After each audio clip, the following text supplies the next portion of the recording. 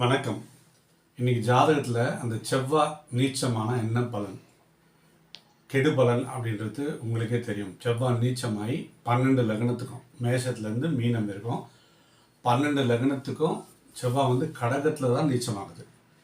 கடகத்தில் 3 நட்சத்திரம் இருக்குது. புனர்பூசம் 4ஆம் பாதம், பூசம் 4 பாதங்கள், ஆயில்யம் 4 பாதங்கள், மொத்தம் 9 பாதம். அப்போது ஒரு சிலருக்கு யோகத்தை தரக்கூடிய நட்சத்திரத்தில் இருந்தால், ஒரு சிலருக்கு புனர்பூசம் யோகமாக இருக்கும். அந்த செவ்வாய் நீச்சமாக இருந்தால் அந்த கெடு பலன் கம்மியாகும். சிலருக்கு சனி நல்லவராக இருந்ததுன்னா அந்த பூசத்தில் இருந்தால் கொஞ்சம் கெடு பலன் கம்மியாக இருக்கும். அதே மாதிரி ஆயுளத்தில் இருந்தால் அந்த பலனுக்கு ஏற்ற மாதிரி அது கெடு பலன் கம்மியாகும். இது நட்சத்திரத்தில் அந்த பாதங்கள் அம்சம்லாம் பார்க்கணும். விதி விலக்கெல்லாம் இருக்குது, குரு பார்வை இருக்கலாம் இருக்குது. அதனால் இந்த ஜாதகத்தை பார்த்துக்கிறவங்க பயந்துடாதீங்க. இது பொதுவாக ஒரு 60% 70% பார்க்கும்போதே பாரம்பரியத்தில் இந்த விதி அப்ளிகபிள் ஆகுது. ஒரு 100 ஜாதகம் பார்த்துல அதில் 60 பேருக்கு இது மாதிரி நடக்குது. இப்போ முதல்ல இந்த 12 லக்னத்தில் கடகத்தில் தான் செவ்வாய் நீச்சமாக இருக்க போகுது. ஒவ்வொரு லக்னத்துக்கும் கடகத்தில் தான் செவ்வாய் நீச்சமாக இருக்குது.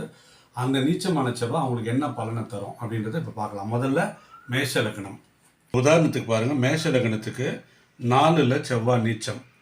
மேஷ லக்னத்துக்கு அதிபதி தான் செவ்வாய், 8ஆம் அதிபதியும் செவ்வாய் தான். அப்போ 1, 8க்கு அதிபதி 4ல் செவ்வாய் நீச்சமாச்சு. இதனோட பலனை இப்போ பார்ப்போம். மேஷ லக்னத்துக்கு லக்னாதிபதி 4ல் செவ்வாய் நீச்சமான என்ன அர்த்தம்னா, அவங்களுக்கு பொருள் பற்றான விஷயங்கள், வீடு வாகனம் யோகங்கள் இதெல்லாம் இருந்தாலும் அதை அனுபவிக்கிற அந்த என்ஜாய்மெண்ட்டு, அந்த சுக சௌகரியங்களை அனுபவிக்கிற தன்மை இருக்காது. எப்பவுமே ரெஸ்ட்லெஸ்ஸாக இருப்பாங்க. 8ஆம் அதிபதி செவ்வாயாக இருந்து 4ல் நீச்சமாகும்போது அது ஆரோக்கிய குறைபாடுகள், பிபி சுகர் இந்த மாதிரி விஷயங்களையும் அது கொடுக்கும். குடும்பத்தில் உறவுகளில் நிம்மதியை கொடுக்காது. யாரை நம்பினாலும் யாருக்கு என்ன சேவை செஞ்சாலும் அதுக்கான பிரதி உபகாரமாக இவங்களுக்கு ரிட்டர்ன்ஸ் கிடைக்காது. இவங்க எல்லாருக்கும் நல்லது பண்ணியே இவங்க ரொம்ப கஷ்டப்படுவாங்க. இவங்களுக்கு கெட்ட பேரும் வரும். எனக்கு என்ன பண்ண, நீ ஏது பண்ணன்ற மாதிரி வரும். அப்போது உயிராகிய ஜென்ம லக்னம், லக்னாதிபதி 4ல் நீச்சமாயிட்டு 8ஆம் அதிபதியும் அது நீச்சமாகறதால இவங்க எப்பவுமே மனம் சார்ந்தும் உடல் சார்ந்தும் பிரச்சனை இருக்கும். பொருள் சார்ந்து எல்லாமே கிடைக்கும். இதுதான் மேஷ லக்னத்துக்கான பலன். அடுத்தது ரிஷப லக்னம். ரிஷப லக்னத்துக்கு பாருங்கள், செவ்வாய் 7ஆம் அதிபதி 12ஆம் அதிபதி. இந்த 12ஆம் அதிபதி 4ல் நீச்சமாகிறது ஒன்றும் பிரச்சனை இல்லை. ஆனால் 7ஆம் அதிபதின்றது தான் திருமண வாழ்க்கை, லைஃப் பார்ட்னர். ஒருவேளை இந்த ரிஷப லக்னம் பெண்ணாக இருந்தால் 7ஆம் அதிபதி கலத்திர ஸ்தானாதிபதியும் செவ்வாய், கலத்திர காரகனும் செவ்வாய். அவர் போய் 3ல் நீச்சமாகக்கூடாது. பொதுவாக பாரம்பரிய ஜோதத்தில் ஒரு விதி இருக்குது. 7ஆம் அதிபதி 3ல் போனால் டைவர்ஸ் ஆகும், இல்லை டைவர்ஸ் ஆகிற மாதிரி அமைப்பு இருக்கும், இல்லை அதுக்கு ஒரே வீட்டில் இருந்தாலும் அது மாதிரி கருத்து வேறுபாடாக வாழ்வாங்கன்னு இருக்கும்.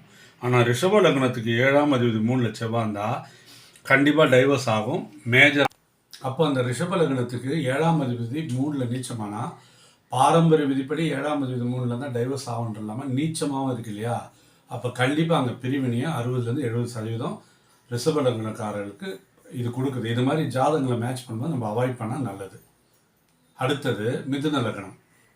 அடுத்தது பாருங்கள், மிதுன லக்னத்துக்கு 6ஆம் அதிபதி 11ஆம் அதிபதி 2ல் நீச்சம். 6ஆம் அதிபதின்றது வேலை சம்பந்தமாக எப்பவுமே பிரச்சனைங்க இருக்கிறது. அதே மாதிரி பொருளாதாரம் எப்பவுமே சிக்கல் எவ்வளோ வந்தாலும் விடியாமல் இருக்குது. 11ஆம் அதிபதி தான் செவ்வாய். அப்போ லாபம் எவ்வளோ வந்தாலும் அது நீச்சமாக இருக்குது. அண்ணன் மூத்த சகோதர ஸ்தானங்கள் தான் அவங்க எல்லாருக்குமே பிரச்சனைங்க இருக்கிறது. ஆயுள் சம்மந்தமாக, மருத்துவ சம்மந்தமாக இருக்கிறது. இவங்க பிஸ்னஸ் பண்ணாங்கன்னா பணியாட்கள், 6ஆம் இடம்ன்றது பணியாட்கள், அவங்க நிலையாக இருக்க மாட்டாங்க, ஒழுங்காக இருக்க மாட்டாங்க, இவரை ஏமாற்றிட்டே இருப்பாங்க. அதே மாதிரி உல்லாசம், சல்லாபம், மகிழ்ச்சி எல்லாமே நீச்சமாகுது. அப்போ அதெல்லாம் அவங்களுக்கு திருப்தி அதெல்லாம் கிடைக்காது. அப்போ மிதுன லக்னத்துக்கு 6ஆம் அதிபதி 2ல் இருந்தால் பிஸ்னஸ் பண்ணாங்கன்னா பணியாட்கள் நிலையாக இருக்க மாட்டாங்க, ஒழுங்காக வேலை செய்ய மாட்டாங்க, கெட்ட பழக்கங்கள் கூட அவங்களுக்கு வரும். 6ஆம் அதிபதி 2ல் இருந்தால் செவ்வாய் நீச்சமான குடிப்பழக்கம் கண்டிப்பாக வரும். பெண்கள் சம்மந்தமான பழக்கங்களும் ஆணாக இருந்தால் வரலாம். அப்புறம் 11ஆம் அதிபதி நண்பர்கள், மூத்த சகோதர ஸ்தானம்லாம் அங்கே பிரச்சனையாக இருக்கும். குடும்பத்தில் நிம்மதி இருக்காது, குடும்பம் அமையறதுக்கும் பிரச்சனை இருக்குது. இப்போ பொருளாதாரம் எவ்வளோ வந்தாலும் லாபம் இல்லாமல் நஷ்டமாகும். இது மிதுன லக்னத்துக்கு. அடுத்தது கடக லக்னம். அடுத்தது கடக லக்னத்துக்கு 5க்கு அதிபதி 10க்கு அதிபதி நீச்சமாகுது. 5னா என்னது, ஆழ்ந்த அறிவு, ஆன்மீக சிந்தனை. 10னா தொழில், அந்தஸ்து, கௌரவம். அப்போ கடக லக்னத்துக்கு 5ஆம் அதிபதி செவ்வாய் நீச்சமானால் பசங்க மேலே புத்திர சோகம்னு சொல்லுவாங்க. இப்போ அவங்க மேலே கவலை இருக்கும், இல்லை பயம் இருக்கும். உதாரணத்துக்கு பசங்க நல்லாவே இருந்தாலும் இவங்க பயந்துகிட்டே இருப்பாங்க. இல்லை பசங்களால் ஏதாவது அசிங்க அவமானம் பிரச்சனைகள் வரும். அதேமாதிரி செய்கிற தொழிலில் ஏதாவது பிரச்சனைகள் அசிங்க அவமானங்கள், நம்ம நல்லா இருந்து தோற்று போயிடும் இல்லையா. நீச்சல்னா பவர்லெஸ்ஸாக வருது, கௌரவம் பாதிக்கிறது, அந்தஸ்து கௌரவம்லாம் பாதிக்கிறது, சுய கௌரவம் பாதிக்கிறதுலாம் செவ்வாய் இது மாதிரி இருந்தால் இருக்கும். அப்புறம் ரத்த அணுக்கள் சம்மந்தமாகவும் இவங்களுக்கு பிரச்சனை வரும். அப்புறம் திருப்தியற்ற மனநிலை எப்பவுமே இருக்கும் இந்த கடக லக்னத்துக்கு. இறை அருள் அவ்வளோ ஈஸியாக கிடைக்காது. இறைவன் தெய்வ குத்த மாதிரி குலதெய்வத்தோட அருள்லாம் இல்லாத மாதிரி இருக்கும். அந்த மாதிரி கடக லக்னத்தில் பொறுத்தவரைக்கு செவ்வாய் நீச்சமாக தான். அடுத்தது சிம்ம லக்னம். அடுத்தது சிம்ம லக்னத்துக்கு 4ஆம் அதிபதி 9ஆம் அதிபதி 12 நீச்சமாகுது. 4ஆம் அதிபதி 9ஆம் அதிபதி. சிம்ம லக்னத்துக்கு 4ஆம் அதிபதி 9ஆம் அதிபதி 12 நீச்சமாச்சுன்னா பூர்வீக சொத்துக்கள், தாய் வழி சொத்துக்கள், தந்தை வழி சொத்துக்கள் எல்லாம் வில்லங்கங்கள்லாம் வரும். கோர்ட்டு கேஸுன்ற மாதிரி இருக்கும். உறவினர் மூலியமாகவும் பிரச்சனை வரும். தாய்க்கும் தந்தைக்கும் ஆயுள் குறைவாக இருக்குது, அதிக வாய்ப்பு இருக்குது. அடுத்தது தூக்கமின்மை வரும் உங்களுக்கு. ஆனால் ஒரே ஒரு விஷயம், சிம்ம லக்னத்துக்கு 9ஆம் அதிபதி பாதகாதிபதி. அவர் ஒரு கெட்டவர், அவர் வலுத்தா ரொம்ப ப்ராப்ளம். அவர் நீச்சமாகறதால இவங்களுக்கு எவ்வளோ பிரச்சனை வந்தாலும் சால்வ் ஆகும், அதிர்ஷ்டங்களும் இருக்கும். பொருளாதாரம், உணவு, உடுக்க உடை, இருக்க இடம்லாம் பஞ்சம் இருக்காது. உடம்புல ரத்தம் சம்மந்தமான விஷயம், அடிக்கடி மருத்துவ செலவுகள், சகோதரர்கள் அவங்களுக்கு கூட அந்த ஒரு அண்டர்ஸ்டாண்டிங் இல்லாமல் இருக்கிறது, உறவுகள் சார்ந்தும் பிரச்சனைகள் இருக்கும். பெண்களாக இருந்தால் அவங்க பூர்வீக சொத்தில் தாய் தந்தை சொத்துன்றது கண்டிப்பாக அவங்களுக்கு வில்லங்கள் கொடுக்கும். எவ்வளோ சொத்து இருந்தாலும் அதை அனுபவிக்க முடியாமல் அது தீராத பகையை உறவுகளில் அது கொடுத்துரும் சிம்ம லக்னத்துக்கு பொறுத்த வரைக்கும். அடுத்தது கன்னியா லக்னம். அடுத்தது கன்னியா லக்னத்தை பொறுத்த வரைக்கும் 3க்கு 8க்கு அதிபதி. கன்னியா லக்னத்துக்கு முழு பாவி செவ்வாய். கன்னியா லக்னத்தை பொறுத்த வரைக்கும் 3க்கு 8க்கு அதிபதி செவ்வாய் 11 நீச்சமாக வராரு. அப்போ இவங்களுக்கு தாம்பத்திய வாழ்க்கையில் பிரச்சனைகள் வரும். ஏன்னா 11ன்றது சந்தோஷம், உல்லாசம், திருப்தி அப்படின்வாங்க. உடம்புல ஒரு ரத்தத்தில் பாய்சன் மாதிரி ஏதாவது அலர்ஜி, ஒவ்வாமை, ரத்த அணுக்கள் சம்மந்தமான இருக்கும். நோய் எதிர்ப்பு சக்தி இருக்காது. சகோதரர்கள் மூலியமாக நிறைய ஏமாற்றத்தை சந்திப்பாங்க. இவங்களை பற்றி நிறைய ரூமர்ஸ் இதுவாகும். ஆரோக்கியத்தில் மிகப்பெரிய பிரச்சனைகள் வரும். இவங்களுக்கு மனநோயும் வர வாய்ப்பு இருக்குது.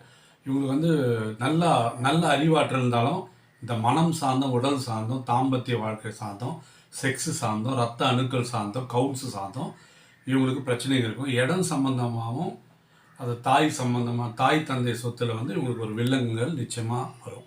அடுத்தது துலா லக்னம். அடுத்தது துலா லக்னத்தை பொறுத்த வரைக்கும் 2க்கும் 7க்கும் அதிபதி செவ்வாய். 2னா குடும்பம், 7னா மனைவி இல்லை கணவன். அப்போ 2க்கு 7க்கும் அதிபதி 10ல் நீச்சமாகறாரு. அப்போ துலா லக்னத்துக்கு 2ன்ற குடும்பம், 7ன்ற மனைவி 10ல் நீச்சமானால் 10ன்றது கௌரவம், மனைவியால் கௌரவம் பாதிக்க வாய்ப்பு இருக்குது.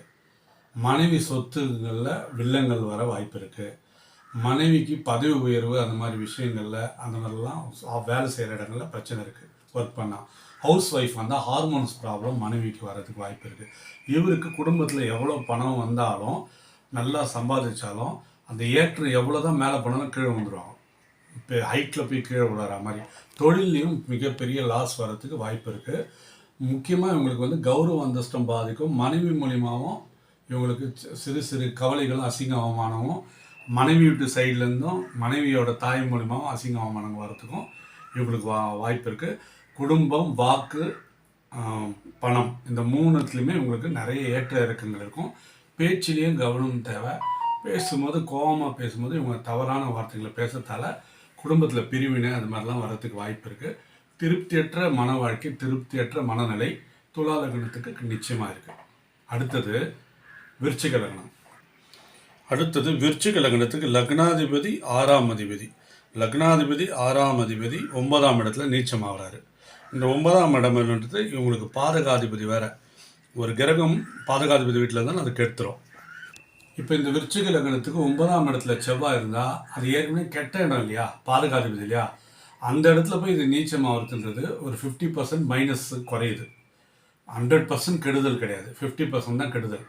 காரணம் 6ஆம் அதிபதி நீச்சமாகுது 9ல். அப்போது கெட்டவன் கெட்டிடில் கெட்டிடும் ராஜயோகம்னு சொல்லுவாங்க. ஆனால் லக்னாதிபதி கெடக்கூடாது. அப்போ லக்னாதிபதி கெட்டானா இவங்க ஆசைப்படுறது இவங்க யாருக்கும் தெரியாமல் செய்கிற விஷயங்களில் உங்களுக்கு அசிங்கம் அவமானம் பிரச்சனைகளில் மாட்டிப்பாங்க. இவங்க வந்து ஒரு நல்லவரோட வார்த்தைகளை கேட்டு நடக்கும்போது நல்லது நடக்கும். இவங்க இண்டிவிஜுவலாக பண்ணும்போது ஏன்னா சுய அறிவு தான் அங்கே தோக்க போகுது. போய் இவங்க எங்கன்னா விழுந்தாங்கன்னா அங்கே அசிங்கம் அவமானம் வரும். அதிர்ஷ்டங்கள் கிடைக்காது, மாட்டிப்பாங்க. ஏன்னா லக்னாதிபதி செவ்வாய் நீச்சம்.